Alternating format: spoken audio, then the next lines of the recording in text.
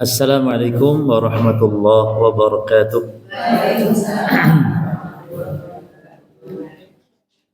Alhamdulillah rabbil alamin. Sallallahu wasallam wa baraka ala nabiyyina Muhammadin wa ala alihi wa ashabihi at-tayyibin at-tahirin summa amma ba'd. Kaum muslimah, ibu-ibu yang semoga dirahmati diberkahi oleh Allah Subhanahu wa taala. Kita melanjutkan kembali setelah lama kita libur ya. Kita masuk sekarang di kaidah yang nomor 12 insyaallah.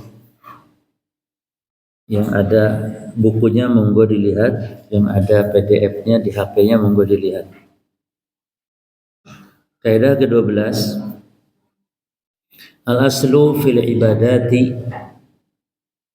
hukum asalnya pada seluruh ibadah-ibadah itu binisbati lil mukallaf, ditinjau kewajiban sebagai hamba adalah at-ta'abbud wal imtisal, adalah prinsipnya ketundukan dan ketaatan, melaksanakan perintah. Dunal iltifat, tanpa melihat ilal hikami, kepada hikmah-hikmah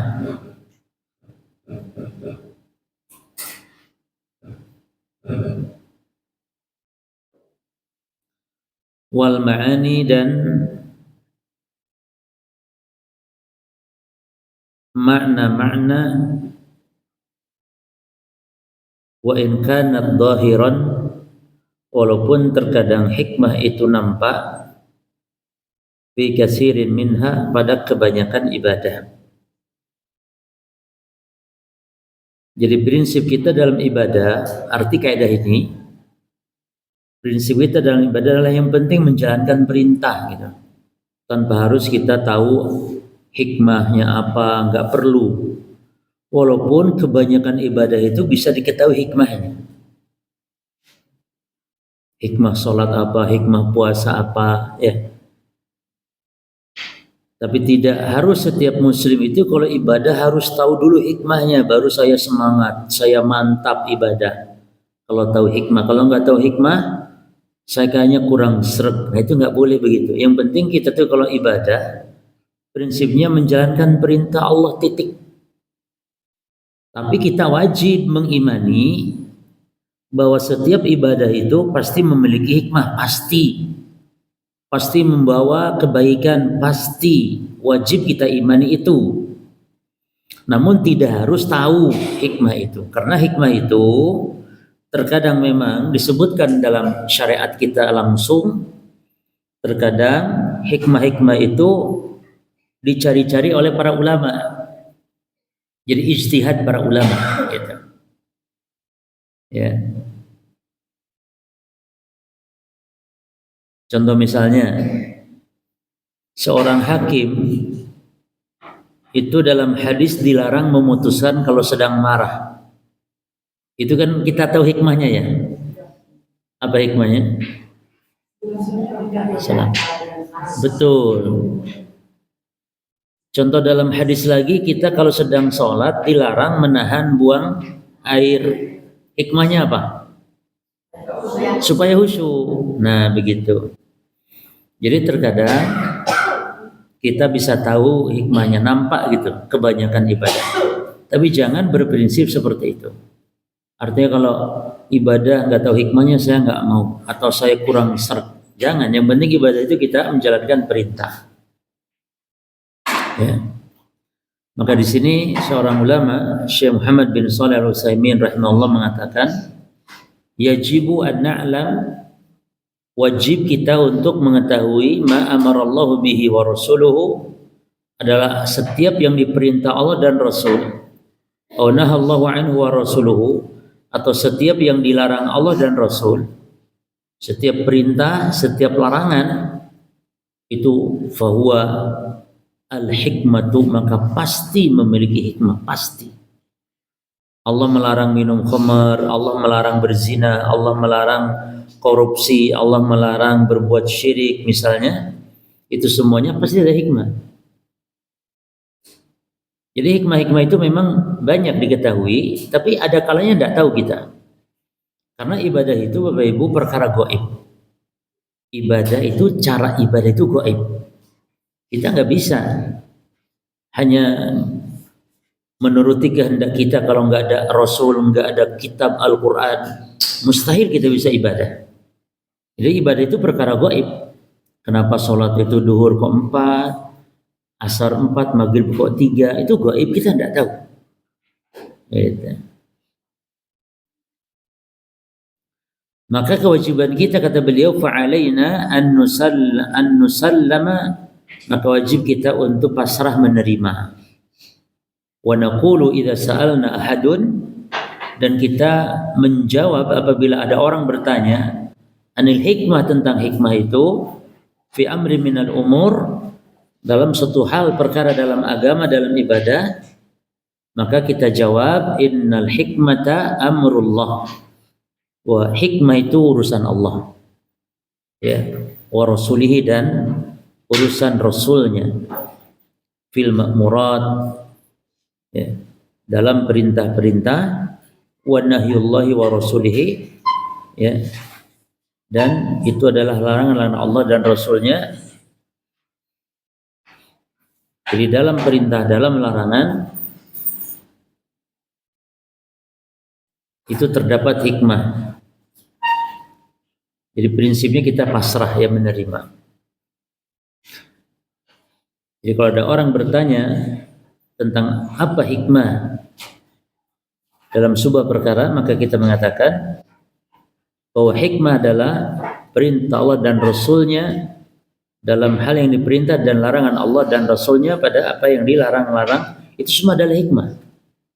Dalilnya Al-Quran, Allah berfirman dalam surah Al-Ahzab ayat 36. Dalilnya dalam Al-Quran surah Al-Ahzab ayat 36.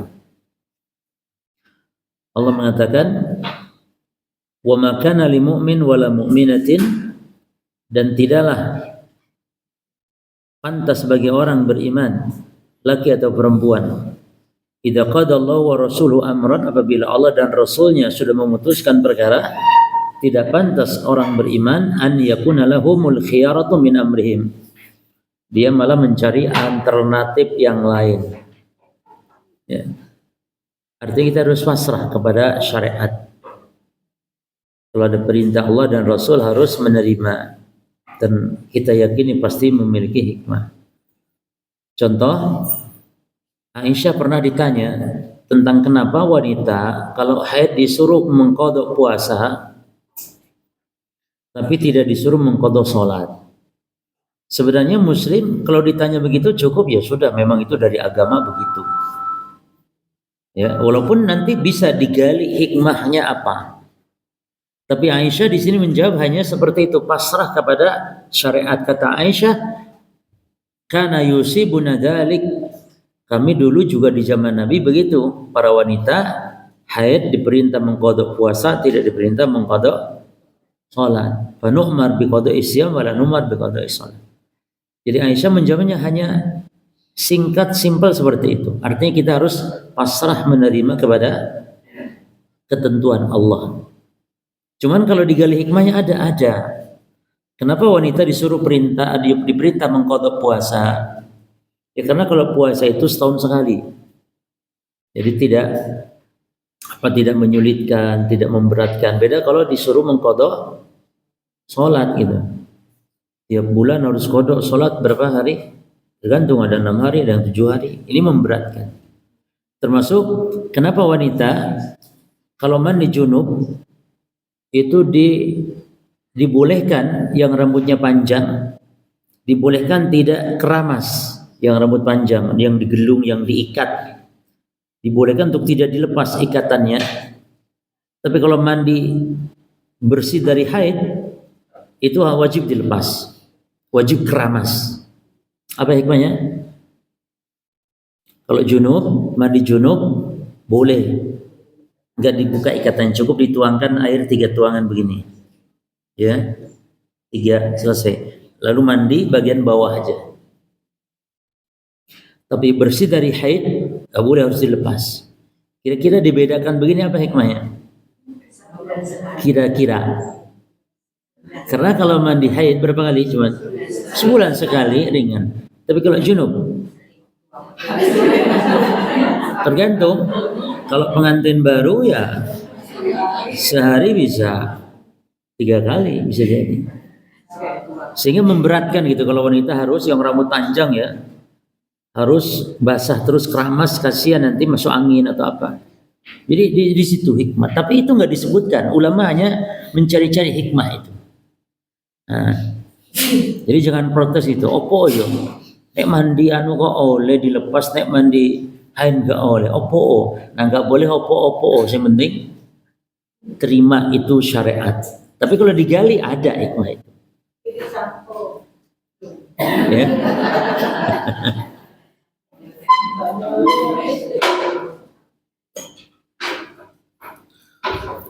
Jelas Ibu ya, yang kaidah ke-12. Masuk kaidah ke-13. Jadi pasti kita wajib meyakini memang agama ini pasti semuanya ada hikmahnya saja. Kadang tahu, kadang tidak tahu. Nah yang kita tidak tahu, tetap ibadah itu kan pada prinsipnya menjalankan perintah, itu aja. Ketundukan. Ya. Kaidah ke-13. Al-ajru ala qadri manfaatil amal wa faidatihi. Pahala itu tergantung sesuai dengan kemanfaatan amalan dan faedahnya. Jadi maksudnya tinggi rendahnya ganjaran dalam ibadah itu tergantung apa tadi? Kemanfaatannya. Kalau manfaatnya lebih meluas, lebih besar ganjarannya. Kalau manfaatnya hanya untuk diri sendiri, maka itu ya kecil. Makanya umroh dibanding dengan menyantuni janda-janda, menyantuni fakir miskin, mana yang lebih utama? Lihat manfaatnya. Ya, kalau umroh manfaatnya untuk siapa? Diri sendiri. Tapi kalau menyantuni fakir miskin, ya, anak yatim, meluas. Maka bangun masjid dengan umroh mana yang afdal? Bangun masjid karena untuk manfaatnya kaum muslimin secara menyeluruh. Nah dalilnya ini dia hadis yang sangat bagus untuk dijadikan kita pelajaran. Maka nanti akan saya tanya ibu-ibu, mana yang utama? Orang miskin yang sabar atau orang kaya yang bersyukur? Dan ibu milih yang mana coba saya? Ibu milih mana? Ibu mau jadi orang miskin yang sabar atau mau jadi orang kaya yang bersyukur? Sebelum jawab, saya sampaikan hadis bahwa orang kaya masuk surganya, nunggu 500 tahun. Jadi orang miskin dulu masuk surga, nanti sudah miskin semua masuk surga, baru nanti orang kaya masuk. Berapa lama nunggunya? 500 tahun. Fuqara'ul muslimin yadkhulul jannah qabla aghniyahum binisfi yawm bi 500 sanah. Orang-orang fakir muslimin masuk surga terlebih dahulu dibanding orang kaya mereka selama setengah hari nunggunya. Yani setengah hari akhirat, yani 500 tahun. Ayo sekarang pertanyaannya, milih mana? Sabar, orang miskin sabar atau orang kaya yang syukur? Nah, sebelum jawab, saya baca hadis ini. Hadis Abu Hurairah. Qala, dia berkata, Abu Hurairah berkata, anna fuqara'al muhajirin atau Rasulullah SAW. Orang-orang fakir dari kalangan muhajirin itu datang kepada Nabi, curhat. Faqalu, mereka mengatakan, dhahaba ahlu duthur bidarajatil ula wa na'imil muqim. Wahai Rasulullah, orang-orang kaya ini telah memborong, menghabiskan, istilahnya memborong, ya, dengan ganjaran-ganjaran, derajat-derajat yang tinggi dan kenikmatan-kenikmatan yang abadi, yakni dengan pahala yang melimpah. Kata Nabi, apa itu? Wa madzaka? Apa apa maksud kalian? Kata mereka, qalu yusalluna kama nusalli. Mereka salat, kami juga salat. Wa yasumun ya kama nasum. Mereka pada puasa, kami pun puasa, yang miskin. Namun giliran wa yatasaddaqun, namun giliran mereka sedekah, infak, kami tidak mampu wala natasaddaqu. Kami tidak mampu sedekah. Wa yu'tiqun, mereka memerdekakan budak-budak, la nu'tiku, kami tidak mampu. Jadi kami kalah gitu orang miskin ini oleh mereka orang kaya karena mereka sholat, kami sholat memang, mereka puasa, kami puasa. Giliran sedekah kami tidak mampu. Kata Nabi, tenang, ada amalan yang bisa mengalahkan mereka. Kata Nabi, afalu alimukum syai'an tudrikuna bihi man sabaqakum. Maukah kami atau aku beritahu kalian amalan yang dengan kalian mengamalkan ini kalian bisa mengalahkan mereka tadi itu yang telah mendahului kalian. Ya, tasbikuna bihi man ba'dakum. Ya, bisa menyusul orang yang mendahului kalian dan juga bisa kalian mendahului ini kebaikan-kebaikan mereka. Illa kecuali man sana'a misla ma sana'tum, kecuali kalau memang mereka pun melakukan apa yang kalian lakukan juga. Kata mereka, baiklah ya Rasulullah, apa itu? Kata Nabi, tusabbihun, bertasbih, tukabbirun, bertakbir, wa tahmadun, bertahmid, tasbih subhanallah, takbir, tahmid ya. Itu setiap selesai sholat sebanyak 33 kali. Jadi itu bisa mengalahkan ya, karena ini dzikir. Jadi dzikir itu luar biasa pahalanya. Bisa mengalahkan amalan-amalan besar apapun. Ya. Lalu mereka pun senang, gembira. Ternyata besoknya balik lagi. Faraja'a fuqara'ul muhajirin, balik lagi dia kepada Rasulullah. Mereka mengatakan kepada Nabi, sami'a ikhwanuna ya Rasul. Ternyata mereka ya dengar. Mereka juga mengamalkan. Ya, sebagaimana kami lakukan. Lalu apa kata Nabi ini jawabannya? Ya Rasul, mereka juga tahu ini ternyata. Mereka zikir ini. Lalu kata Nabi, dzalika fadlullah yu'tihi man yasha. Ya sudah, kalau gitu memang Allah memberi karunia kepada siapa yang Allah kehendaki. Akhirnya ya sudah, kalian kalah memang sudah. Karena Allah memberi rezeki berupa harta kepada yang Allah kehendaki. Gitu. Jadi dalam hal ini, dalil ini menunjukkan bahwa orang-orang miskin ini kalah dengan orang-orang kaya yang mereka berinfak fisabilillah. Nah, dengan hadis ini berarti ibu-ibu pilih yang mana? Miskin bersabar atau kaya yang bersyukur? Nah, orang kaya yang bersyukur lebih afdal. Tapi Ustadz, nanti di surga kalau masuk surga lambat 500, ya gitu, udah nasib. Ya gimana lagi? Ya. Udah nasib. Karena Nabi sendiri berlindung dari kemiskinan. Ya. Jadi jangan betah gitu miskin, nggak boleh betah. Nabi berlindung. Allahumma inni a'udzubika, ada apa doanya? Allah, ini doa tolak miskin ya, doa bukan tolak angin, doa tolak miskin.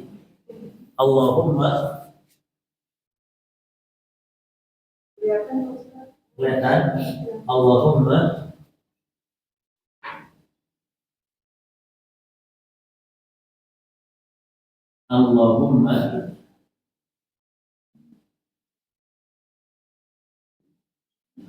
inni a'udzu bika minal fakri. Nabi berlindung kepada Allah dari kefakiran. Wa dhillati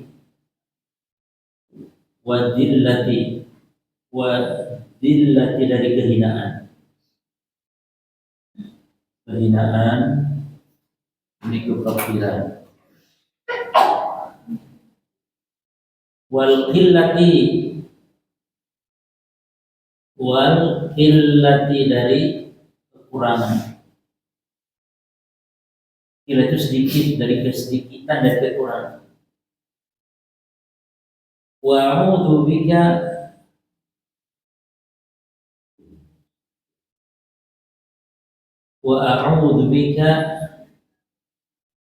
min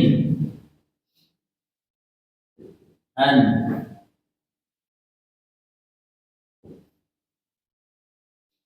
adlima au udlama. Aku berbuat dolim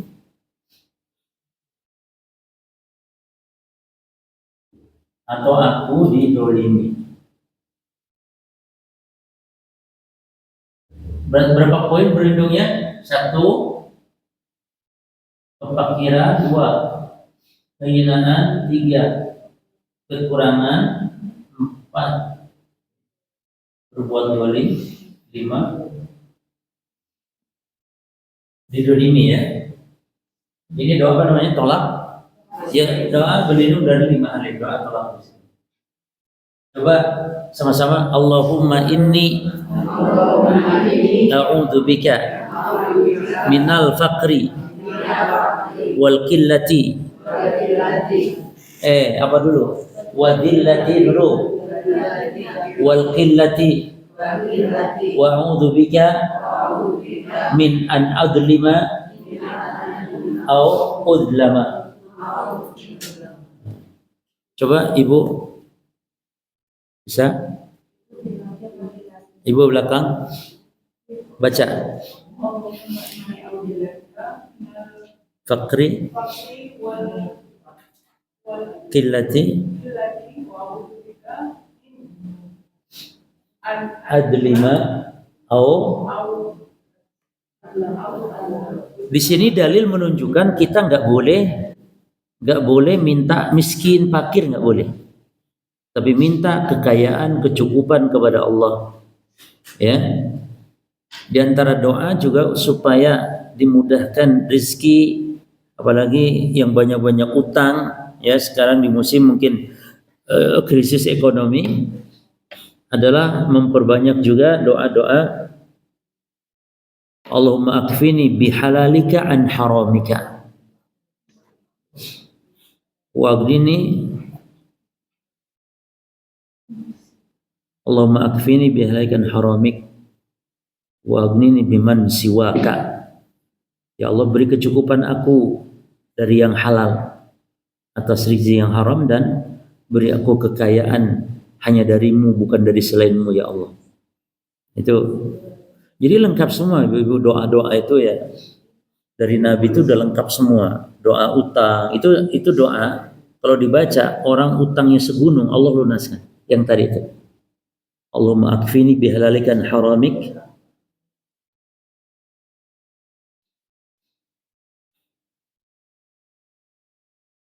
Coba saya lihat di aplikasi itu ada kayaknya.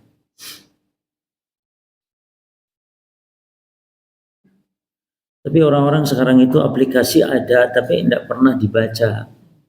Aplikasi doa ada, nggak pernah dibaca.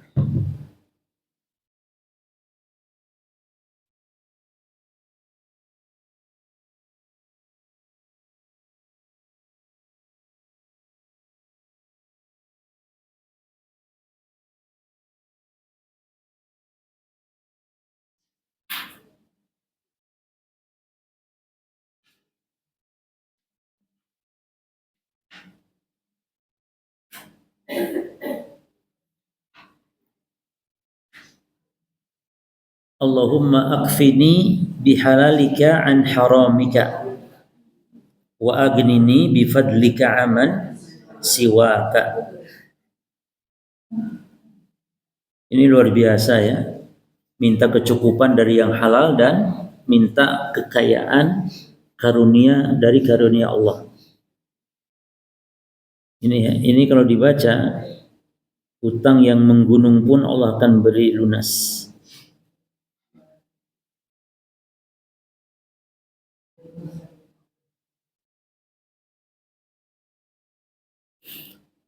Termasuk juga berlindung dari utang itu dengan baca Allahumma inni a'udzubika minal ma'sami wal maghram. Jadi berlindung dari dua hal. Ya Allah, aku berlindung kepada Engkau dari utang dan dari dosa. Kata ulama digandengkan utang dan dosa, menunjukkan berarti utang ini bahaya.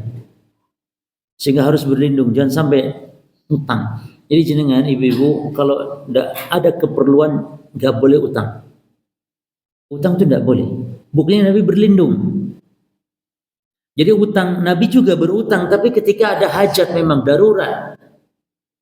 Jadi kalau sekedar ganti HP model baru, padahal HP-nya masih bagus, utang-utang yang tidak ada perlunya. Makanya arisan, ibu-ibu ya, kalau ibu-ibu arisan, itu tidak boleh kalau arisan itu tidak ada keperluannya. Ya. Karena arisan itu akadnya utang. Arisan itu utang. Ya kan? Orang kalau menang arisan berarti dia harus bayar kepada yang belum menang kan? Betul enggak? Nah, itu akadnya utang. Sementara utang itu tidak boleh kecuali kalau darurat. Sekarang ibu-ibu arisan, tidak apa arisan, untuk apa uangnya? Tidak ada keperluan. Sehingga kadang bingung dapat arisan, bingung dia. Akhirnya apa? Poya-poya sama teman-temannya. Ya, makan-makan. Habis itu harus bayar utang. Makanya kalau arisan, ketika ada yang menang, itu yang menang tidak boleh mentraktir orang yang anggota arisan yang belum menang, karena yang menang itu berarti utang kepada yang belum, ya.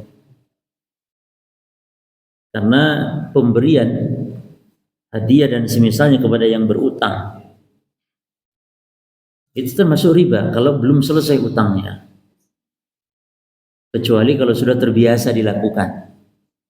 Ada orang yang memang sudah biasa ngasih, memberi hadiah biasa, maka ketika ada transaksi utang piutang, pemberian itu tidak riba lagi, boleh, karena dia sudah terbiasa. Tapi kalau ada orang belum terbiasa ngasih hadiah, tiba-tiba pas ada utang ngasih hadiah, itu tidak boleh diterima.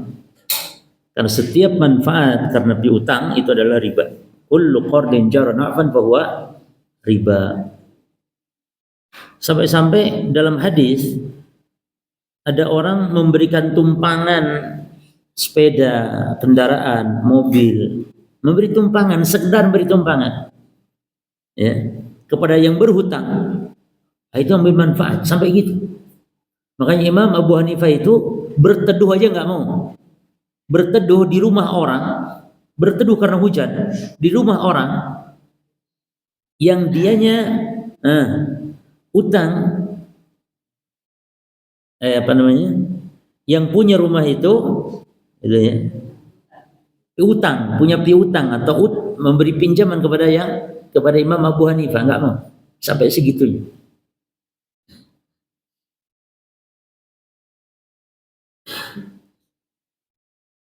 Tapi dihafal apa yang tadi? Allahumma akfini, coba dicatat. Allahumma akfini. Tapi bacanya itu disambung ya. Allahumma akfini. Jangan Allahumma akfini, enggak. Allahumma akfini. Allahumma akfini. Allahumma. Nah gini. Ini nih mati, kapnya mati. Allahumma kfini bihalalika an haram wa ini bifadlika aman siwa. Allahumma kfini.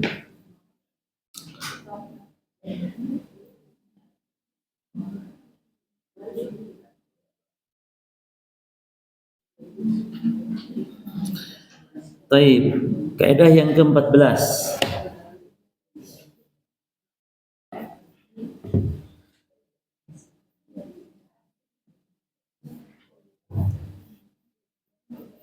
Berarti kita hari ini punya dua doa, Bu ya. Yang pertama doa tolak miskin, yang kedua doa saat ekonomi sulit, saat banyak utang piutang. Yang saat utang piutang tadi baca Allahumma kfini bihalalika an haramika. Yang kedua wagnini bifadlika amman siwaka. Cukupkan dari yang halal, hanya yang halal dari yang haram, cukupkan. Yang keduanya, wagnini bifadlika amman siwak, dan kayakan, beri kecukupan, kayakan aku dari karuniamu, jangan dari orang selainmu. Baik. Kaidah ke-14, syumulul ibadah, cakupan ibadah itu adalah likulli ma yuhibbullah wa yardahu, adalah setiap yang dicintai Allah, diridhoi Allah, minal aqwal wal af'al wal i'tiqadat, baik ucapan atau perbuatan atau keyakinan. Nah, itu ibadah. Jadi ucapan, lisan, perbuatan, anggota badan, keyakinan itu hati. Setiap yang dicintai, diridhoi Allah itu ibadah. Berarti ibadah bukan hanya sholat. Ibadah bukan hanya puasa berarti. Setiap yang dicintai Allah, baik perkataan, perbuatan, baca Quran ibadah, zikir ibadah, berkata-kata baik kepada saudara kita ibadah, ya kan? Falyakul khairan aw li yasmut, berkata yang baik atau diam. Jadi perkataan itu ada 3 golongan. Ada perkataan yang baik, ada perkataan yang jelek, ghibah, namimah, dusta, ya. Yang baik contoh baca Quran, ya, nasihat dan semisalnya, ya, itu baik. Nah, ada perkataan itu tidak baik, tidak jelek. Tidak baik, tidak jelek. Tapi nanti bisa menjadi baik tergantung niat. Ya, jemaah. Apa contoh perkataan itu tidak baik, tidak jelek? Apa contohnya? Contohnya berbahasa basi. Bahasa basi itu tidak baik, tidak jelek. Tapi bisa menjadi baik kalau tujuannya apa? Bahasa basi itu mencairkan suasana. Ya. Kalau baik kan jelas tuh, baik itu jelas seperti zikir, baca Quran, nasihat, ya.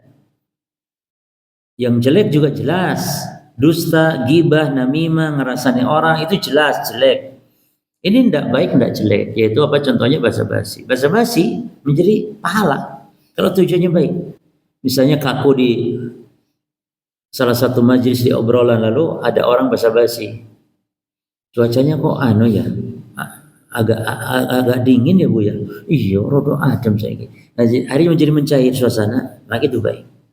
Tapi bahasa basi bisa menjadi dosa kalau tujuannya jelek. Ngomong-ngomong ibu anu kemana ya, kok ketokane dek itu anu yo. Aku delok koyo bareng wong lanang wong iki. Bahasa basi juga tapi ngerasani. Ya. Baik. Nah, jadi ibadah itu cakupannya luas. Ya. Hadisnya adalah hadis Abu Hurairah, di mana Nabi SAW mengatakan, kullu sulama minan nasi alaihi sadaqah. Setiap persendian manusia itu wajib disedekahi. Ya. Tiap pagi, kula yaumin tatlu fi syams, tiap pagi terbit matahari harus sedekah. Dan dalam hadis itu totalnya itu sendi orang itu, manusia itu 360. Itu Nabi berbicara 14 abad, mungkin sekarang 15 ya, hampir yang lalu. Dan ternyata betul persendian manusia 360. Itu harus kita sedekahi loh Bu, kayak bayar pajak. Seolah-olah harus sedekahi.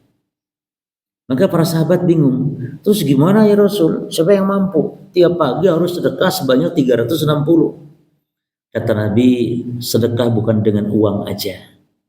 Ya, kata Nabi SAW. Sedekah itu bukan dengan uang saja. Kata Nabi, membantu orang, naikin barang aja, nyebrangin orang, ya, membantu naikin barangnya, ngangkat barangnya, itu sedekah. Ya. Kalimat thayyibah sedekah. Ucapan yang baik sedekah. Termasuk bentuk sedekah, ucapan yang baik adalah kalau ada orang misalnya sakit ya, lalu kita ucapkan doa-doa atau perkataan baik. Perutku kok kembung ya, misalnya ada orang ngomong gitu, kita katakan khair insyaallah, syafakallah, khair insyaallah, ya. Mudah-mudahan Allah beri kesembuhan. Gitu. Jangan ada orang perutku kok kembung ya. Ya awamu mangane. Itu ndak nyeneng nih gitu loh. Ya malah iso nyalah netok. Jangan. Jadi kalimat thayyibah itu seperti itu. Termasuk kullu khutwatin yakhutuha ila shalah sadaqah. Setiap langkah ke masjid itu sedekah. Ya. Wa yumitul adha 'ani tariq sadaqah. Membuang gangguan dari jalan sedekah. Ada sampah di jalan. Ada sesuatu yang mengganggu, ada batu, ada kayu merintang, masya Allah. Walaupun kita sedang naik sepeda motor, ibu-ibu, kalau mendapati ada kayu melintang di jalan, sekedar kita berhenti dulu. Bisa jadi dengan sebab itu dia masuk surga. Kata Nabi, ada orang di surga itu bergelantungan di ranting pohon di surga yang dulu ranting itu dia singkirkan di jalan. Kita kan kadang-kadang naik sepeda ono batu ngalangin iku, tapi dia masih terus saya bablas. Jangan, berhenti dulu sebentar, batunya ibu singkirkan. Itu pahala.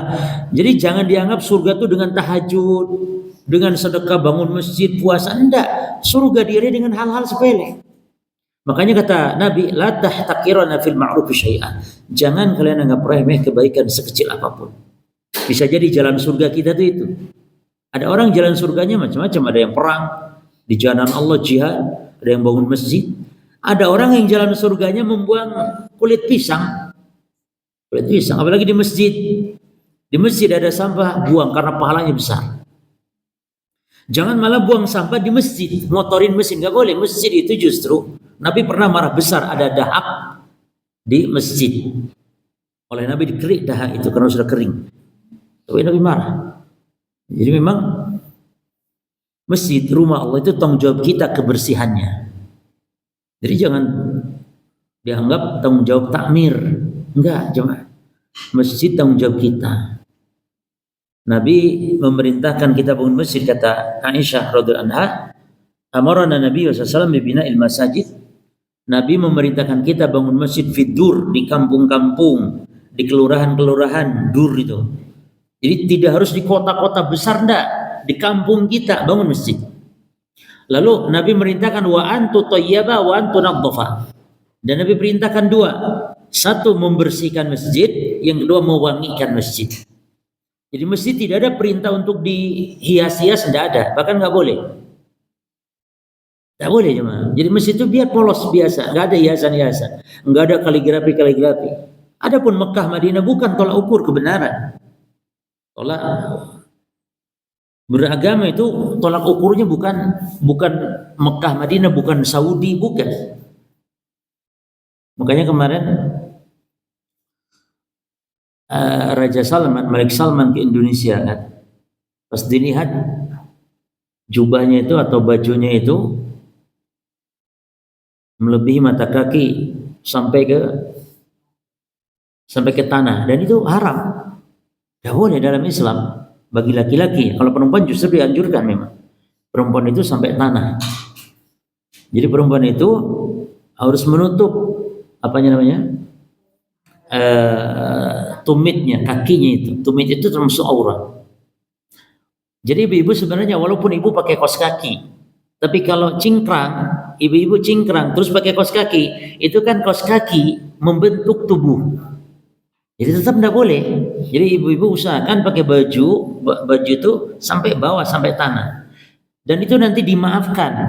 Ketika kena najis, nanti langkah berikutnya terseret oleh tanah itu sebagai pensucinya.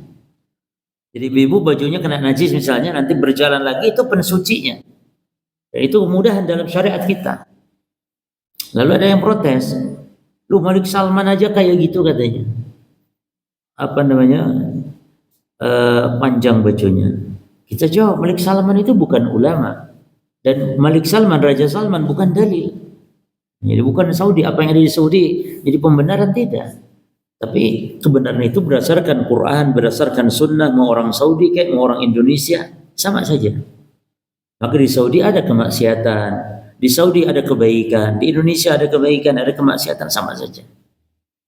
Jadi laki-laki harus di atas mata kaki. Ma'asfal minal kabaini minal izari fa finnar. Kain mana saja, sarung celana mana saja, jubah mana saja yang melebihi mata kaki, maka tempatnya di neraka. Yang di neraka itu bukan mata kakinya. Ini orang itu disiksa, diadab dengan api neraka. Ya. Makanya tidak boleh menghina. Ada orang laki-laki pakai celana cingkrang misalnya, nggak boleh. Nah, itu bagian dari syariat. Ya. Cuman memang aliran sesat teroris itu juga cingkrang. Memang istrinya juga kadang bercadar, memang, tapi itu bukan patokan. Karena cadar itu syariat, celana cingkrang itu juga syariat gitu. Sebagaimana ke masjid juga syariat. Lah kalau ada teroris rajin ke masjid, apa disalahkan masjidnya? Tidak. Jadi itu memang pemahaman yang keliru, ya. Aliran Khawarij namanya, yang dulu suka mengadakan aksi-aksi bom bunuh diri, mengatasnamakan jihad, ya, mengkafir-kafirkan pemerintah. Nah, itu adalah kelompok-kelompok sesat, namanya kelompok Khawarij. Namun nanti namanya macam-macam namanya. Seperti yang di Irak itu, di Syam, di Irak namanya ISIS. Ya, itu kelompok sesat. Dan kami-kami ini juga kena tuduhan itu. Padahal kita juga mendakwakan itu kesesatan. Cuman kebetulan sama-sama celananya cingkrang, podo cingkrangnya. Tapi alhamdulillah sekarang ini banyak jamaah tabligh juga cingkrang, ya. Istrinya bahkan NU Muhammadiyah sebagainya bercadar sekarang. Biasa, itu syariat masalahnya. Jadi wanita itu bercadar, ada dua pendapat ulama. Ada yang mengatakan wajib, karena wanita seluruh tubuhnya aurat. Ada yang mengatakan sunnah, ini tidak wajib, tapi kalau pakai cadar lebih afdal. Tidak ada ulama yang mengatakan cadar itu bid'ah, enggak ada. Ya. Tidak ada yang mengatakan demikian. Ulama yang tidak mewajibkan cadar, ulama yang tidak mewajibkan cadar seperti Syekh Al-Albani tidak mewajibkan cadar, tapi mereka ijma' sepakat kalau cadar itu afdal. Namun tidak wajib. Jadi ulama itu dua aja pendapatnya, mengatakan wajib, mengatakan sunnah, tapi afdal. Jadi enggak ada yang mengatakan cadar itu budaya Arab atau cadar itu mubah, boleh, enggak. Cadar itu afdal. Ya.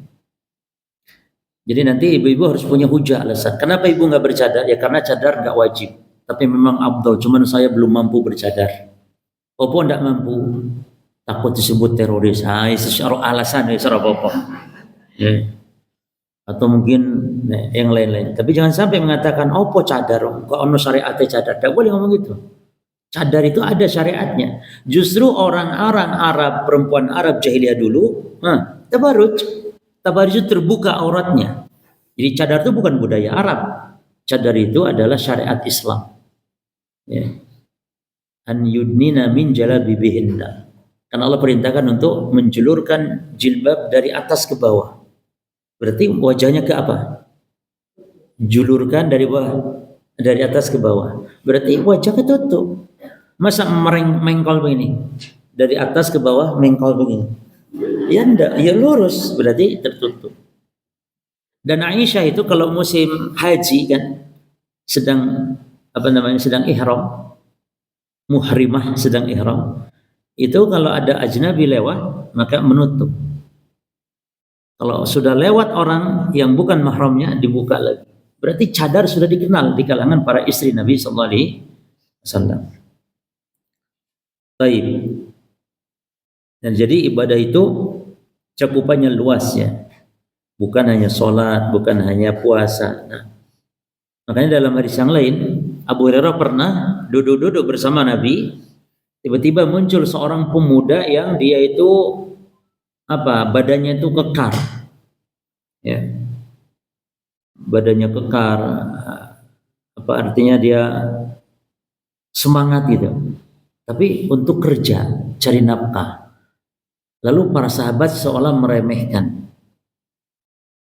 ya, para sahabat meremehkan. Dia mengatakan, "Lau anna hadha syaba ja'ala syababahu wa nasyatahu wa quwwatihi fi sabilillah lakana ahsan."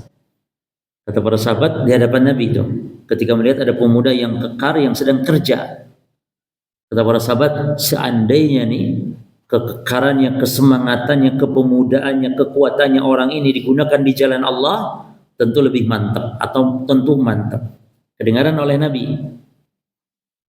Maka kata Nabi, "Wa ma sabilullah ila man qutila man sa'ala walidayhi fa fi sabilillah."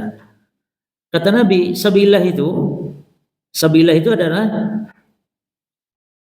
bukan hanya orang berperang di jalan Allah. Sabillah yakni man sa'ala walidayhi fa fi sabilillah. Barang siapa yang kerja untuk biayai orang tuanya, barang siapa yang kerja cari nafkah untuk biayai orang tuanya, maka dia di jalan Allah. Wa man sa'ala iyalihi fa fi sabilillah, kata Nabi. Jadi bukan hanya perang. Siapa yang kerja cari nafkah untuk menafkahi keluarganya, anak istrinya, fa fi sabilillah, maka di jalan Allah. Jadi cakupan ibadah luas. Wa man sa'ala nafsihi liyu'iffaha fa fi sabilillah. Siapa yang kerja cari nafkah untuk biayai sendiri, dirinya sendiri, untuk menjaga kehormatan daripada minta-minta kepada orang, itu juga di jalan Allah. Namun, waman sa'ala takatsur fa huwa fi sabili syaitan. Namun siapa yang kerja cari nafkah untuk memperkaya diri agar menjadi bangga, memperbanyak harta, maka itu baru di jalan setan. Jadi kita kerja itu niatkan untuk apa? Ada orang kerja cari nafkah untuk memperkaya diri supaya orang menghormati dia, nggak boleh. Niat itu tidak boleh. Pertama niat sombong, nanti perhatikan. Dan juga jangan niat untuk memperkaya, menumpuk-numpuk harta, tujuan untuk menghitung-hitung harta, jangan. Minta kekayaan untuk ibadah. Minta kekayaan untuk ibadah. Baik ya.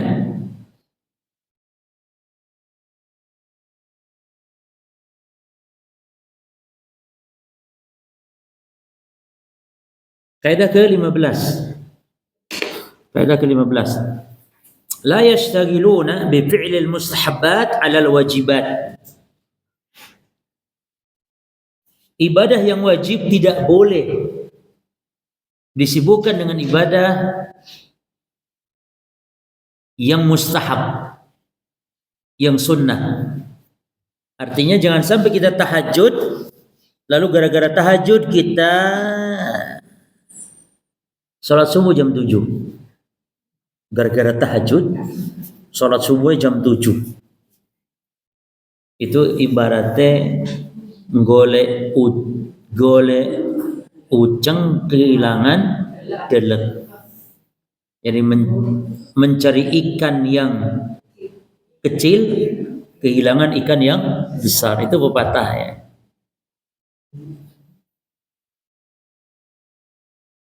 Jadi intinya ibadah itu yang wajib dulu. Dulu sudah kita jelaskan kaidahnya, bahwa hakikat ibadah itu adalah yang wajib-wajib dulu, utamakan. Dan banyak kaum muslimin semangat kepada ibadah sunnah yang wajibnya kedodoran. Ya. Contoh yang gampang tadi, termasuk juga masalah zakat. Ada zakat wajib, ada zakat sunnah. Puasa juga gitu. Ada yang wajib, ada yang sunnah. Nah, ibadah yang paling afdal, ibadah yang wajib dulu. Sunnah itu adalah untuk menyempurnakan, ketika wajib ada kekurangan-kekurangan. Tapi kalau masalah prioritas, yang wajib diprioritaskan.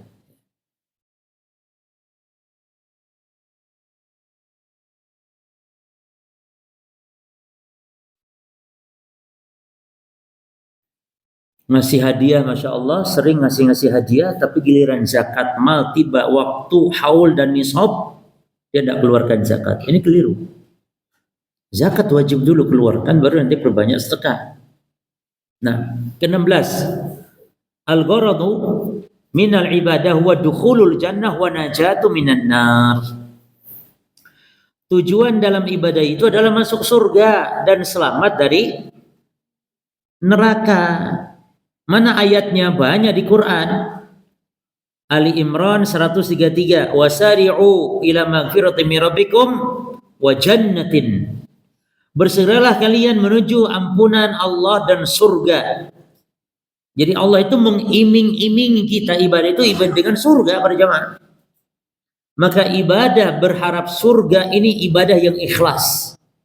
Karena sebagian saudara kita dari golongan tasawuf mengatakan kalau ibadah itu jangan berharap surga, jangan takut neraka, ibadah itu ibadah tidak ikhlas katanya. Itu keliru Bapak Ibu. Ya. Oleh karenanya mereka orang-orang sufi mengatakan Allahumma in kuntu abadtuka tama'an fi jannatik fahrimniha. Ya Allah, kalau aku beribadah kepadamu hanya untuk berharap surgamu, maka haramkan surga bagiku.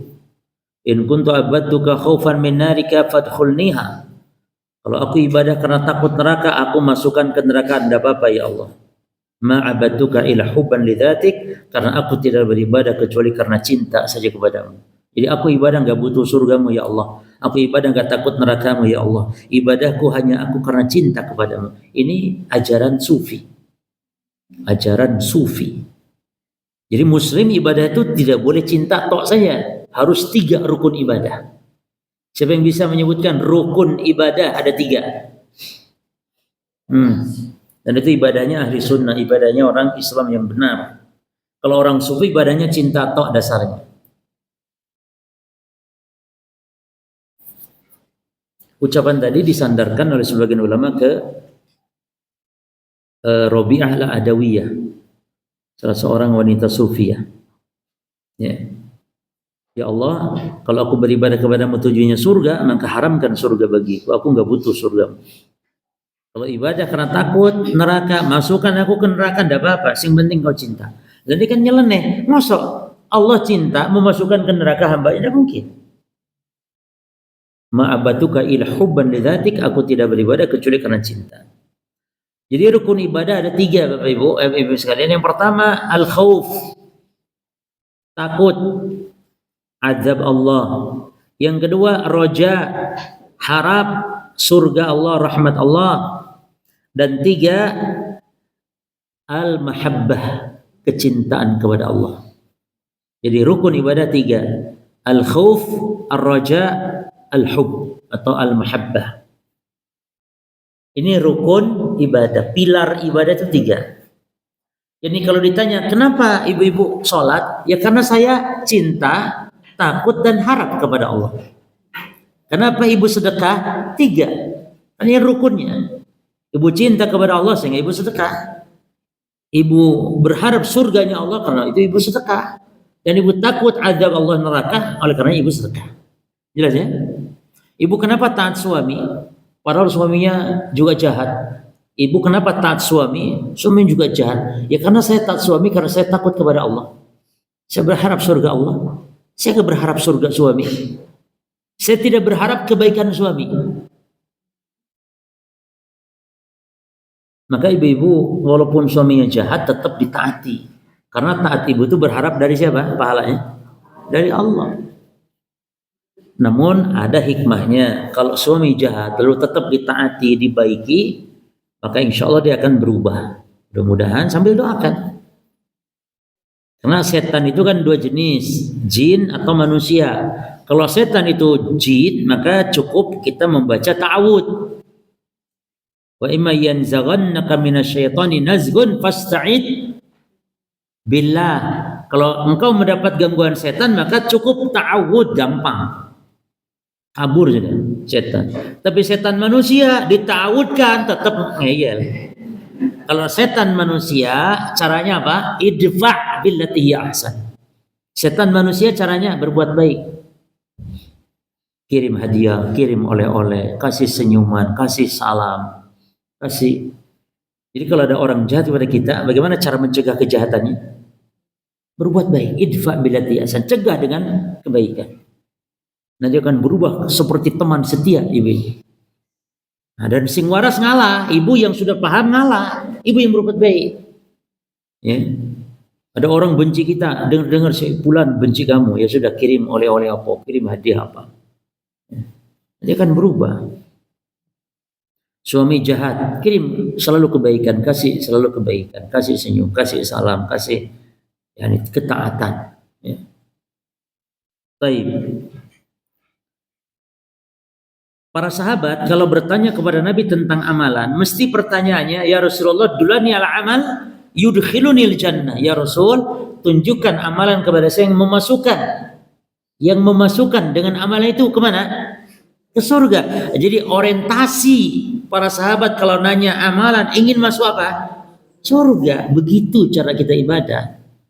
Jangan ini kaidah ini berarti membantah orang-orang sufi, Bapak Ibu, Ibu sekalian. Membantah orang-orang sufi ya.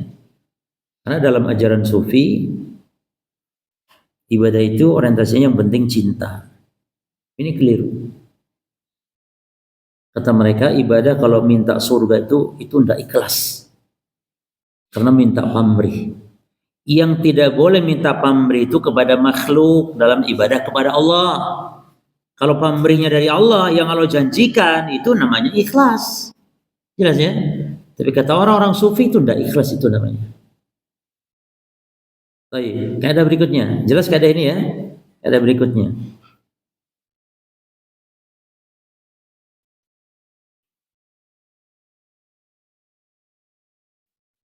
Kullu bid'atin fid din fahiya dhalalah. Kaidah ke-17.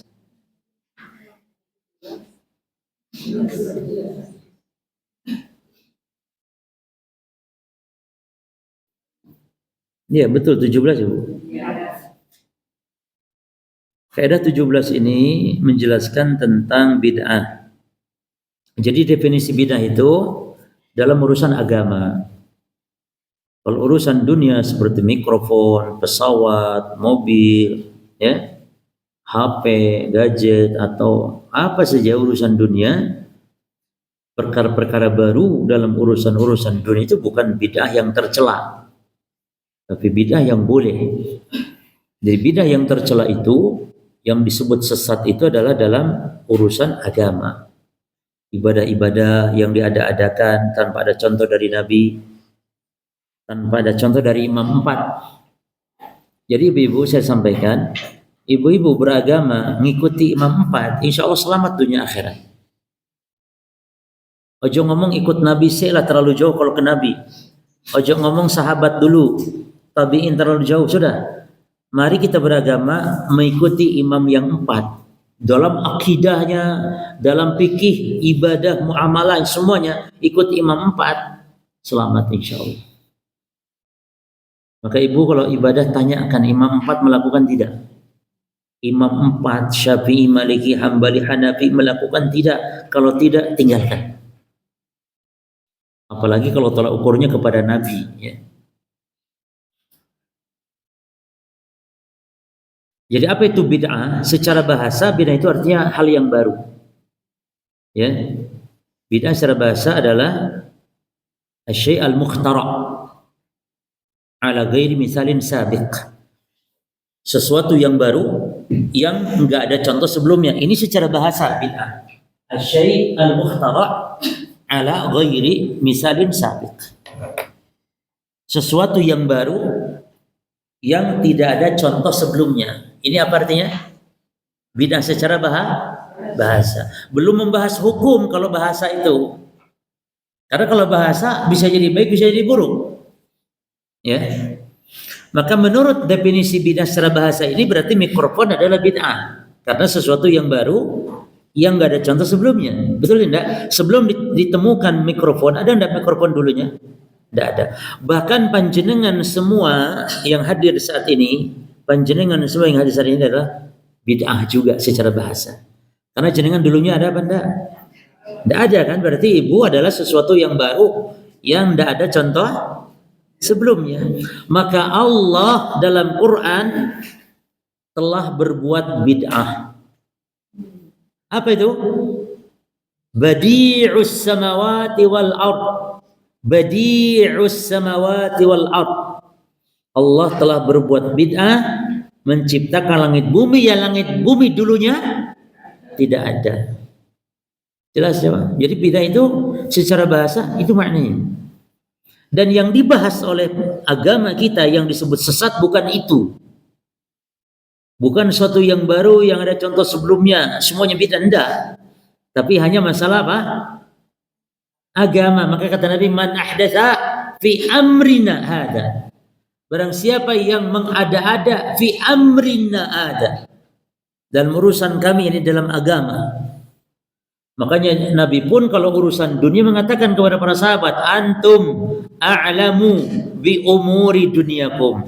Kalian lebih tahu daripada aku tentang urusan dunia kalian. Ini Nabi sabdakan ketika para sahabat mengawinkan serbuk kurma. Nabi lewat. Kata Nabi, "Opo, lagi ngapain? Kurma diapain ini?" "Dikawinkan ya Rasul, serbuknya." Kata Nabi, "Coba nggak perlu ngono-ngono bareng, nggak usah misalnya." Ya udah para sahabat nurutin, nggak dikawinkan serbuk kurma itu akhirnya. Terus Nabi lewat lagi, ternyata mati kurmanya. Kata Nabi, "Opo kurmamu ini?" "Lu jarene sampean ndak oleh nggak usah dikawino. Saiki ndak dikawino malah mati." "Lu," kata Nabi, "antum a'lamu bi umurnya." Ya kalian masalah kurma lebih ngerti daripada aku, kata Nabi. Maksud Nabi itu hanya basa-basi PE api ele ya wis. Berarti kalian lebih tahu masalah urusan dunia kalian. Jadi kita dianjurkan berbuat bid'ah dalam urusan dunia. Berinovasi dalam urusan dunia. Jelas ya? Adapun urusan agama enggak boleh ada inovasi. Mari beragama tolak ukurnya imam yang 4 aja. Mau Syafi'i monggo, mau Hambali monggo, yang penting imam 4 jangan keluar. Ya, supaya kaum muslimin ibadahnya benar. Akidahnya benar. Akidahnya pun harus melo Syafi'i. Akidahnya harus melo Syafi'i. Itu, maka pasti selamat dunia akhirat. Cuman masalahnya sekarang ini kaum muslimin bermadhab itu tidak benar gitu. Akidahnya entah melok siapa, bukan melok imam Syafi'i, imam 4 bukan. Ya. Contoh Bapak Ibu, contoh kirim bacaan untuk mayit. Menurut Imam Syafi'i itu tidak sampai, jadi tidak boleh. Tapi menurut madhab Hambali, menurut Imam Ahmad sampai. Ya, kita baca Al-Fatihah, pahalanya dikirim untuk mayit. Menurut Syafi'i tidak sampai. Berarti itu madhab siapa yang mengatakan sampai? Madhab Imam Ahmad bin Hanbal. Contoh-contoh seperti ini, jadi kita ini bermadhabnya masih belum benar cara bermadhab. Adzan Imam Syafi'i itu dalam madhab Syafi'i, adzan itu adalah adzan riwayat Abu Mahdhurah, yaitu yang pakai tarjih. Tarjih itu pengulangan 2 kalimat syahadat. Jadi 2 kalimat syahadatnya itu 4 kali. Pertama dibaca pelan, asyhadu an la ilaha illallah, asyhadu an la ilaha illallah, asyhadu anna Muhammadar Rasulullah, asyhadu anna Muhammadar Rasulullah. Baru diulang lagi dengan suara yang keras. Asyhadu an la, keras. Berarti berapa kali? 8 ya berarti. Itu tarjih. Itu Syafi'i. Berarti adan-adan di seluruh negeri Indonesia sekarang ini. Kalau di Saudi wajar karena mereka madhabnya Hambali. Di Indonesia ini adan ini semuanya adalah madhab Hambali sebenarnya. Ya. Dan kaedahnya kalau di dalam ibadah yang caranya aneka ragam seperti adzan, ada adzan riwayat Abu Mahdhurah, ada adzan riwayat Bilal. Jadi adzan yang kita baca sekarang riwayat Bilal, itu adzan mazhab yang pakai mazhab Hambali. Maka caranya adalah baca semuanya bergiliran. Contoh istiftah itu ada belasan macam. Ada Allahumma ba'id baini, ada subhanaka, ada Allahu akbar kabira, ada wajahtu. Belasan macam. Itu tidak boleh kaum muslimin hanya satu macam tok baca, nggak boleh. Supaya hidup semua sunnah Nabi, hidup semua. Karena semuanya benar, sahih. Maka baca seluruhnya secara bergantian. Ibu subuh baca wajahtu, nanti duhur baca subhanaka, nanti maghrib asar baca, terus begitu. Jangan dari sejak dulu sampai sekarang apa yang dibaca? Wajahtu saja atau Allahu akbar kabira. Ya. At-tahiyat juga gitu. Ada tahiyatnya Ibnu Mas'ud. Tahiyatu lillahi wa salawatu wa taibatu assalamu alaina. Assalamu alayka ya Nabi. Ada at-tahiyat Ibnu Abbas.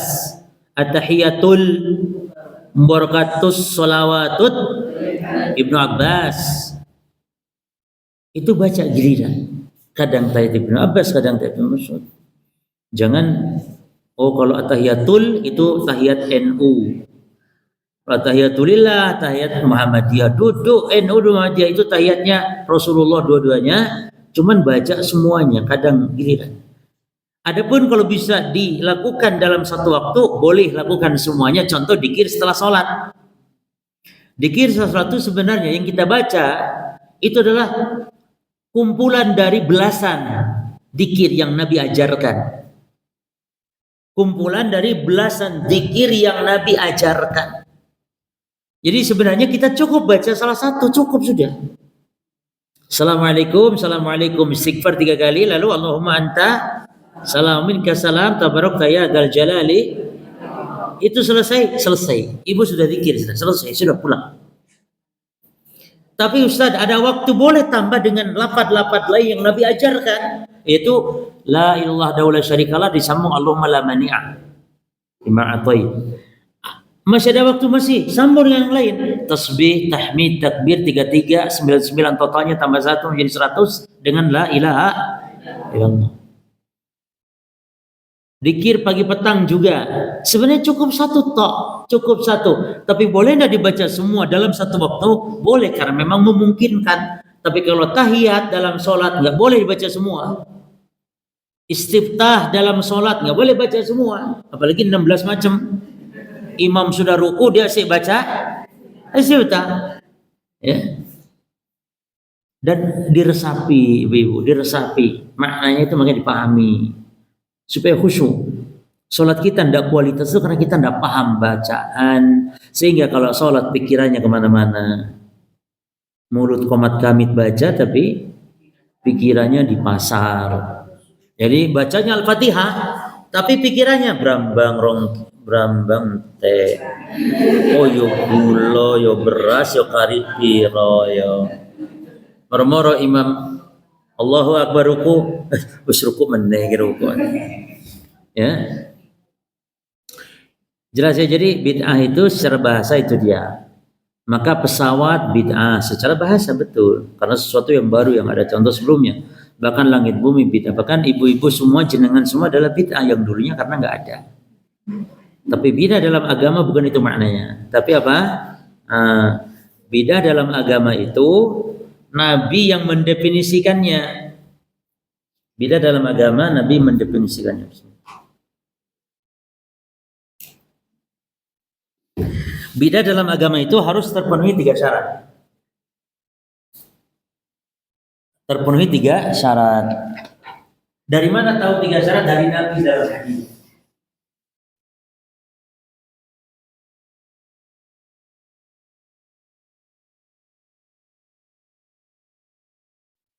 Bid'ah dalam agama harus terpenuhi berapa syarat tuh? 3. Diambil dari mana? Dari hadis ini dia. Hadis Aisyah, riwayat Bukhari Muslim. Man ahdatsa fi amrina hadza ma laisa minhu bahwa raddun. Syarat pertama ini Ibu. Syarat yang pertama ini man ahdatsa. Syarat pertama bila itu harus yaitu al-ihdas. Perkaranya baru. Perkaranya baru. Ini enggak ada contoh sebelumnya. Syarat yang kedua fi amrina, yakni an yustanad hadzal ihdas ila din, agama baru, perkaranya agama. Ya, kalau baru bukan perkara agama berarti bukan bid'ah. Contoh mikrofon baru dalam urusan dunia bukan bid'ah, tapi baru urusannya agama, urusan ibadah, maka ini belum cukup. Harus ada syarat yang ketiga dalam hadis ini, yaitu perkataan ma laisa minhu. Ini artinya tidak ada dalil. Yani Ma laisa minhu artinya tidak ada dalil. Perkaranya baru, urusan agama, tapi ada dalil. Itu bukan bid'ah. Contohnya membukukan Quran. Contohnya membukukan Quran jadi satu mushaf sekarang 30 juz. Itu perkara baru karena di zaman Nabi kan nggak ada. Ada mushaf zaman Nabi? Nggak ada. Terus yang kedua, urusan agama betul, masalah Quran, mushaf urusan agama. Tapi syarat ketiga tidak terpenuhi. Harus tidak ada dalil. Ternyata ada dalil. Apa dalilnya? Dalilnya adalah bahwa yang pertama kali membukukan Quran adalah siapa? Abu Bakar. Lalu disempurnakan di zaman Utsman. Maka ini merupakan dalil karena perbuatan Khulafaur Rasyidin yang 4 adalah hujjah dalam agama. Dan juga Allah berfirman dalam Quran, dalikal kitabu, itulah Alkitab. Apa maksud Alkitab di situ? Al-Quran. Alkitab yakni yang dibukukan. Berarti perintah membukukan itu ada. Maka membukukan Quran bukan bid'ah, tapi itu perintah Allah. Dan juga Nabi, para sahabat dulu sebelum dibukukan Quran sudah menulis Quran di pelepah-pelepah kurma, di tulang-tulang, di kayu-kayu, di batu-batu ditulis, di kertas-kertas kalau sudah mulai zaman adanya kertas. Ya. Jadi bid'ah itu adalah dengan disingkat bahasa yang mudah, ma uhditsa fid din min ghairi dalil. Ma'uhdisa, ini definisi bid'ah secara singkat berdasarkan dari hadis tadi ini. Ma'uhdisa fiddin min ghairi dalilin. Ma'uhdisa fiddini min ghairi dalilin. Perkara yang diadakan dalam agama tanpa dalil. Perkara yang diadakan dalam agama tanpa dalil.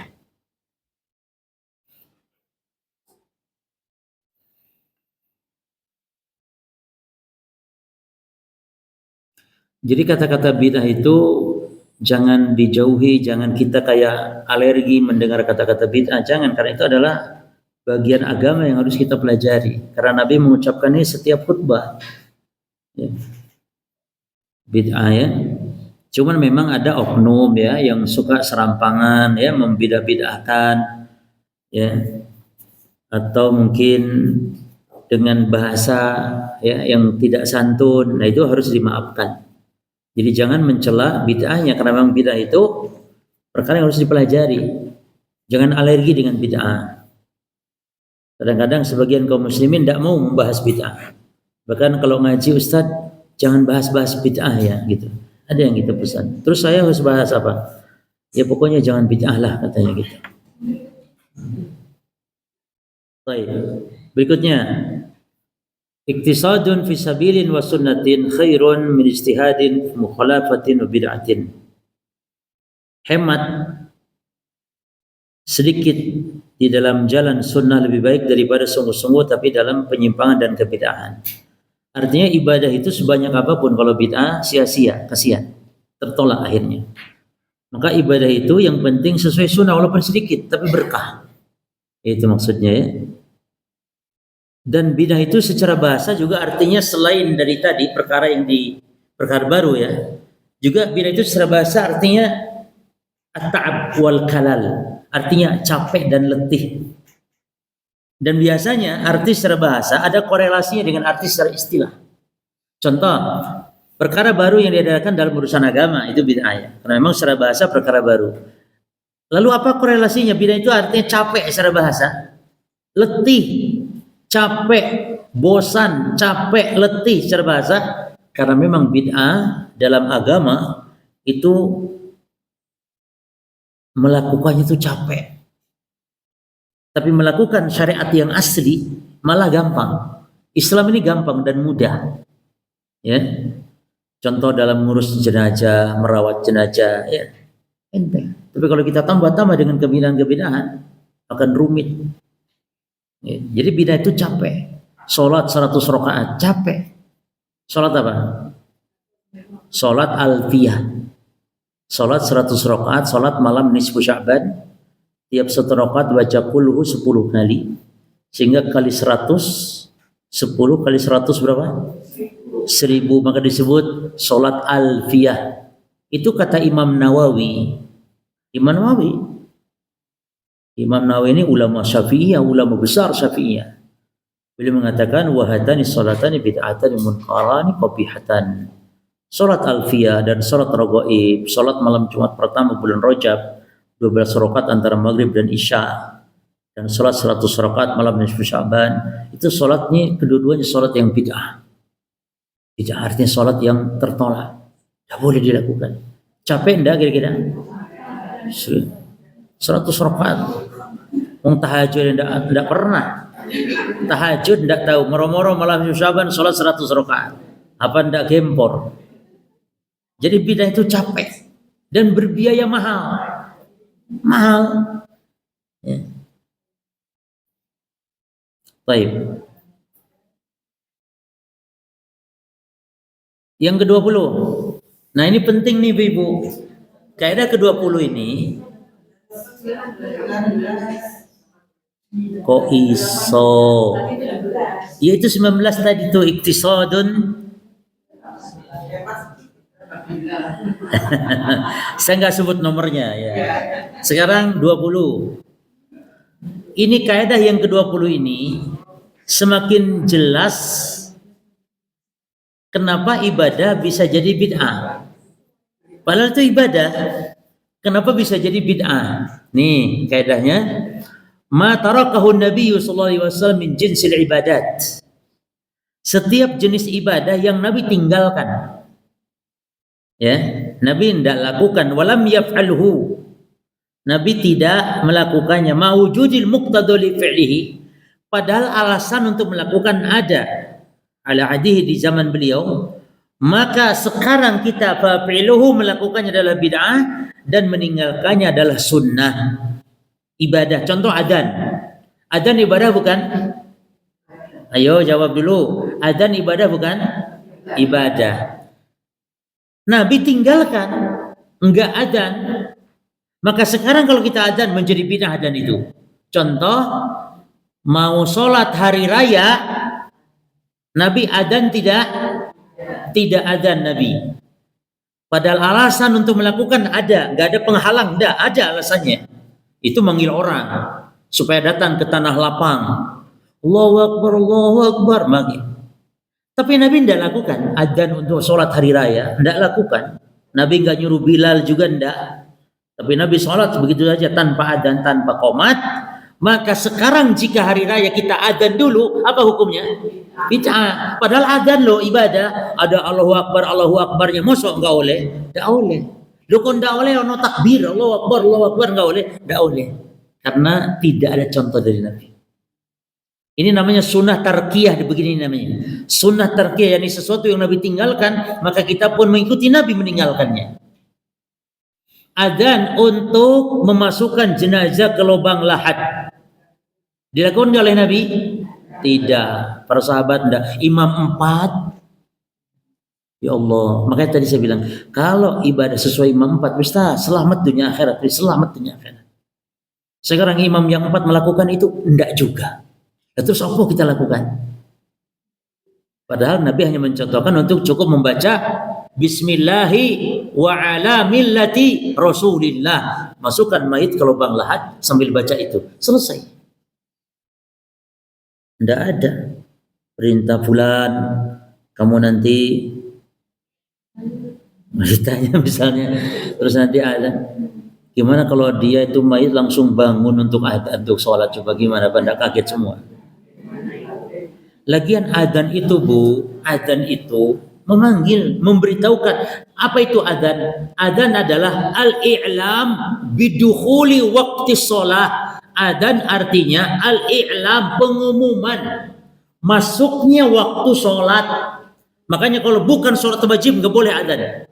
Ini masuk duhur adzan, masuk waktu sholat duhur. Lah ini mayit lu adzan opo? Maksudnya sholat apa itu mayit? Jam 7 nguburkan mayit, adzan. Adzan sholat apa ini? Seandainya mayit suruh sholat. Jadi sudah tidak pada tempatnya. Di kampung kami di Jawa Barat, kalau rumah baru juga diadanin. Ibu-ibu, adzan itu memang ngusir setan. Dalam hadis, setan lari hatta walahu durrat, sampai terkentut-kentut. Durrat itu bunyi kentut yang kedengaran, bunyi. Dalam bahasa Arab namanya durrat. Ada lagi kentut yang tidak kedengaran, dalam bahasa Arab namanya alfus. Alfus. Nah ini koyoe sesuai dengan suaranya. Jadi kalau yang bersuara itu durrat gitu ya. Itu walahu durratun, sampai terkentut. Nah ini tidak boleh ibu-ibu. Tidak boleh adzan ini digunakan untuk meruqyah. Kan ada sebagian tuh ketika meruqyah supaya setannya kabur diadanin. Jangan, karena cukup dengan baca Quran, cukup dengan Al-Fatihah, cukup Al-Falaq, An-Nas, ayat kursi. Adapun adzan ngusir setan maksudnya kalau memang pas adzan. Jadi kalau pas muadzin adzan, setan pada kabur. Selesai adzan, setan balik lagi ke masjid. Lalu pas qomat, kabur lagi. Selesai qomat takbiratul ihram kan, setan datang lagi lalu ganggu orang sholat. Ini namanya khinzib. Setan namanya khinzib. Maka jangan sampai namain anak kita namanya siapa nak? Nama saya khinzib. Oh masya Allah, itu nama setan. Ya.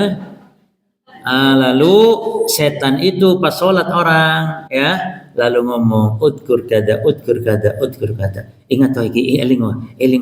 Jadi kita pas kalau sholat eling kabeh. Ibu lupa naruh tutup panci, lali, wis saulan, ibu nang itu panci. Pas Allahu Akbar. Yuh. Saya punya kisah Syekh Said Misfar Al-Qahtani. Guru saya di Saudi itu bercerita 50 tahun lalu lah gue. Beliau ini mendapat amanah uang 2 koper untuk dibagi-bagikan kepada fakir miskin daerah Tahama, daerah Saudi bagian barat ya. 2 koper itu zaman dulu belum ada apa-apa, belum 2 koper uang real, tentu miliaran ya. Maka Syekh dapat amanah itu, sebelum terbagikan beliau takut kalau pas keluar itu takut, maka selalu dibawa. Pas saat itu mau ziarah ke keluarga Syekh, lalu beliau naik mobil sama anak istri sama keluarga aja naik mobil, tasnya harus dibawa tentunya, ya nggak mau ditinggal di rumah, takut gitu, takut mungkin. Padahal insya Allah negara Saudi aman ya, cuman Syekh ini takut, pokoknya harus dibawa kemana-mana itu sebelum terbagikan tuh uang 2 koper. Saya naik mobilnya itu belakang kosong tuh Bu. Mobil apa ya kalau sekarang ini kayak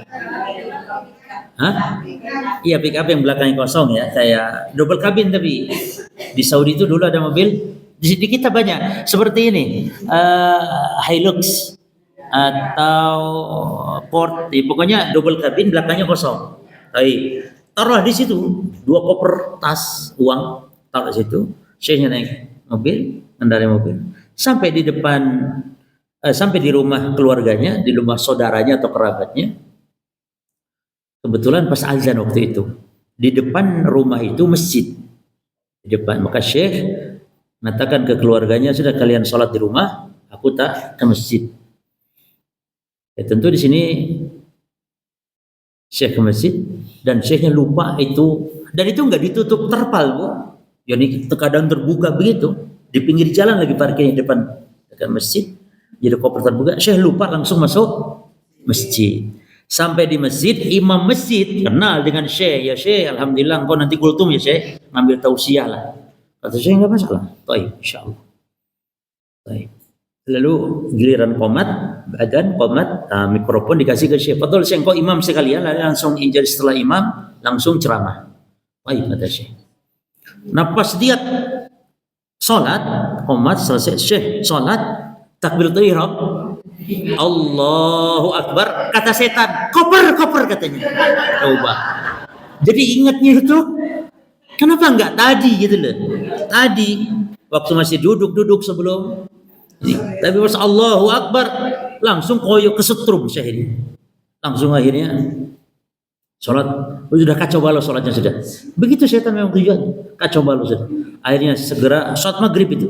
Segera akhirnya Syekh salam, habis salam Syekh mau loncat, mau lari ngambil koper, takut gitu kan.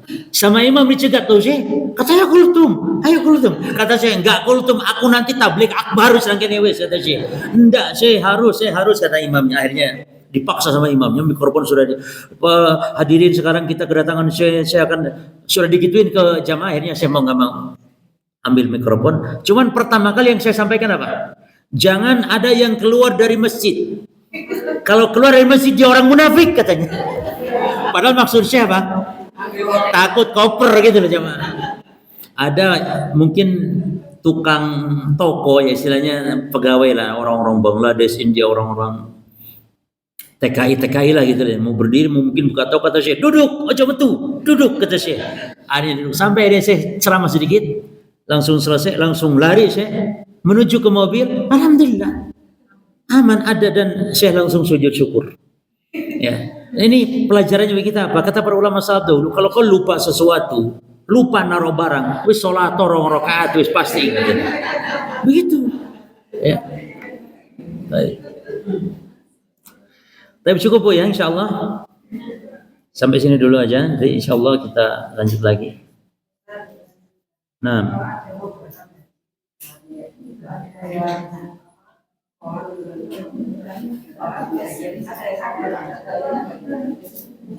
Kenapa?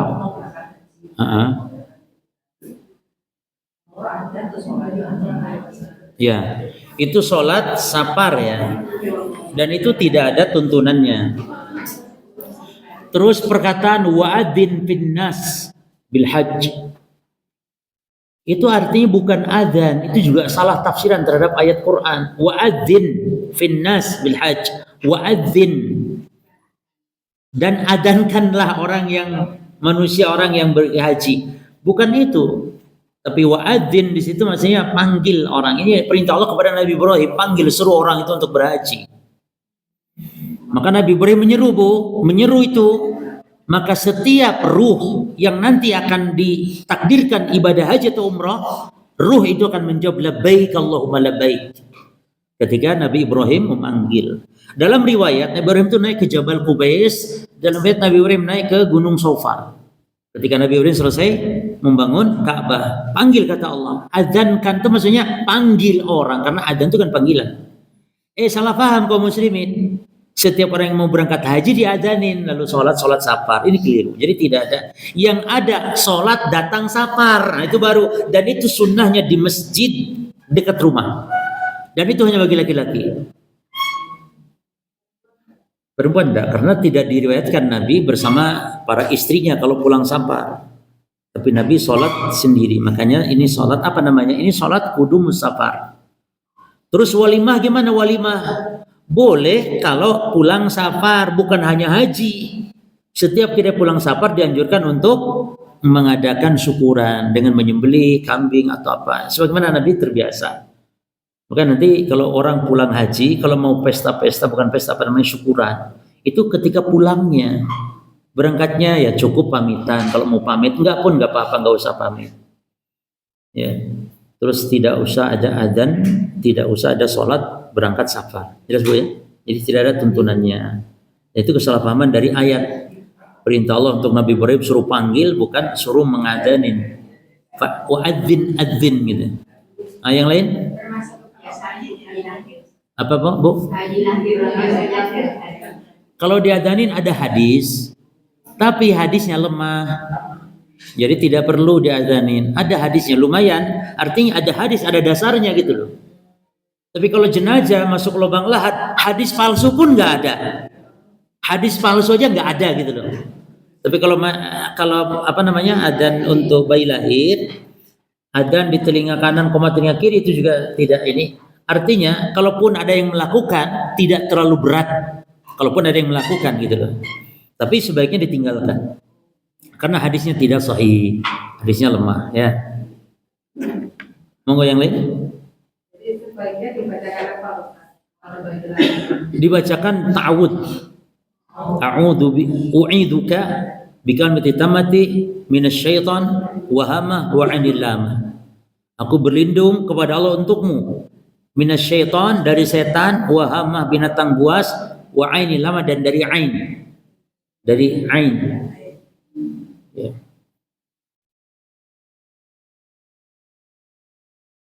Karena bayi lahir itu, semua bayi yang lahir, ma min waladin yulad illa yamusus syaitan.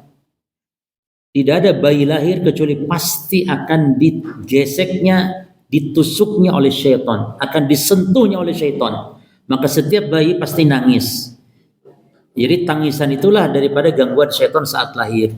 Kecuali Isa, kecuali Nabi Isa. Nabi Isa tidak terkena. Karena sudah didoakan oleh ibundanya, u'iduha bika wa didoakan oleh neneknya, u'iduha bika wa dzurriyyataha minasyaitani rajim. Jadi Maryam tidak diganggu syaitan, juga turunan Maryam. Ini siapa turunan Maryam?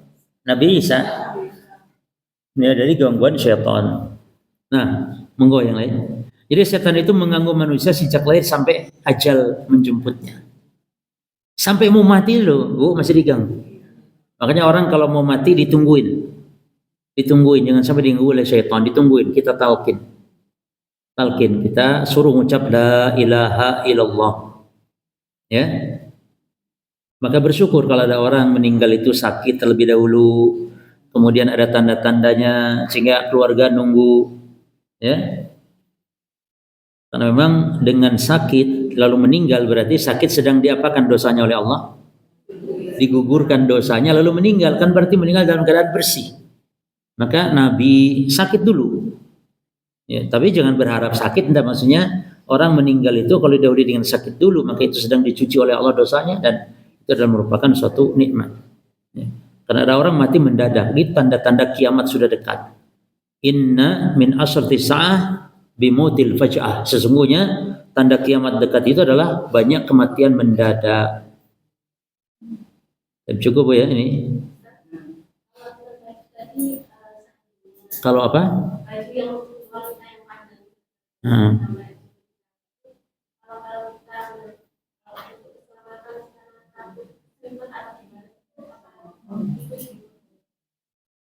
Ya kalau untuk keselamatan ya hati-hati, cuman misalnya naik motor misalnya supaya tidak kena ini, ya boleh diangkat karena memang takut membahayakan. Tapi kalau untuk jalan, ya, atau jalan apa membahayakannya kan tidak ada. Ya. Intinya wanita itu tidak boleh cingkrang, tidak boleh sebagaimana laki-laki. Ummu Salamah kan pernah nanya, ketika Nabi bersabda bahwa ujratul muslim nisfus sa', bahwa pakaian muslim itu adalah setengah betis. Lalu Ummu Salamah nanya, bagaimana dengan wanita ya Rasulullah? Kata Nabi, turunkan satu jengkal.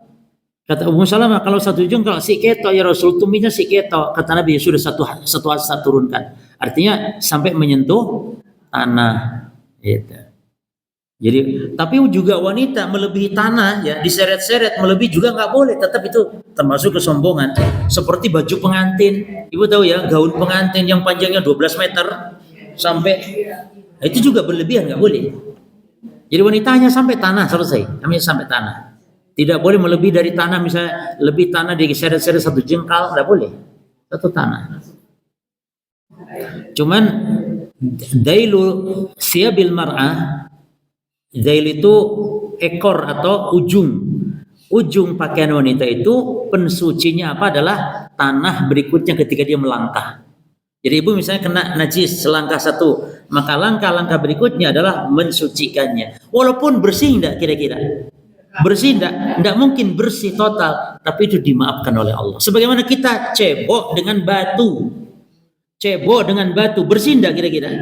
Enggak mungkin bersih. Tapi dimaafkan. Jadi ada sisa sedikit dimaafkan oleh Allah. Makanya Bu, kalau membersihkan najis dengan batu walaupun ada sisa dimaafkan, itu jika najisnya ada di lubang kubul atau dubur.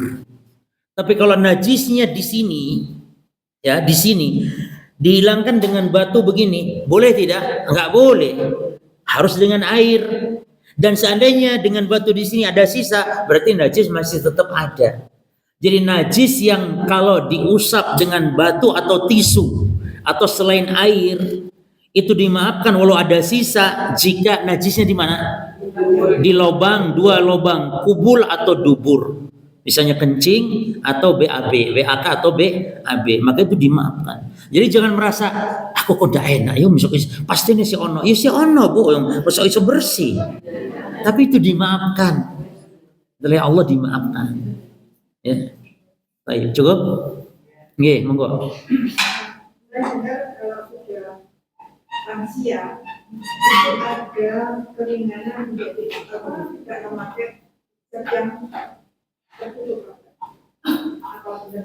Apa bu, takziah? Lansia. Oh, lansia. Iya, iya.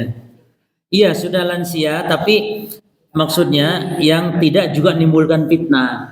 Karena ada lansia yang masih cantik-cantik juga. Dan ada juga orang yang suka sama lansia. Jadi tetap harus dijaga. Jadi enggak. Masya Allah. Iya. Iya. Makanya saya nih gini, ibu kajian kapan mau pakai hijabnya? Kapan? Saya selama ini beberapa kali belum hijab, Ustaz, hijabnya masih belum, terus kapan gitu. Karena bagaimanapun ya namanya saya ini harus begini terus tuh Bu. Nggak enak. Baik. Ya tapi saya memaklumi lah ya. Jadi sebagian mungkin ibu-ibu ada yang kurang nyaman. Tapi kalau bisa, kalau semuanya sepakat, ya pakai hijab lebih bagus supaya nanti tidak lihat, karena lansia di sini cantik-cantik betul kata ibu tadi. Cukup ya. Subhanakallah wa bihamdika asyhadu an la ilaha illa anta astaghfiruka wa atubu ilaik. Assalamualaikum warahmatullahi wabarakatuh.